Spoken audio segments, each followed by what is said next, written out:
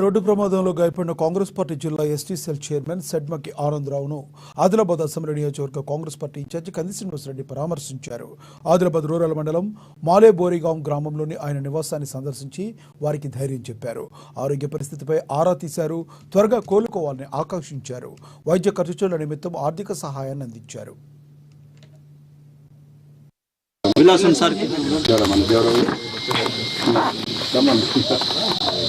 ఉన్నపడి ఉంటాం చెప్పి బాగా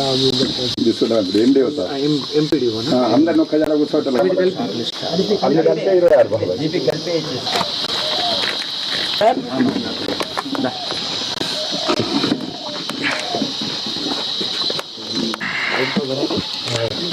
మంచి యాక్టివ్గా మళ్ళా దేవుంది జీవితంతా రుణపడి ఉంటాం. కానీ ఒకసారి చెడ్డు చూడు అది కమిటీ హాల్ రాసుకుంది. సరే నాకు దేవు అంటే నా పేరు మంచిగా ఉంటుంది కోరిక. నువ్వు మంచిగా జీపీలో సరే ఖాళీ ఉంది.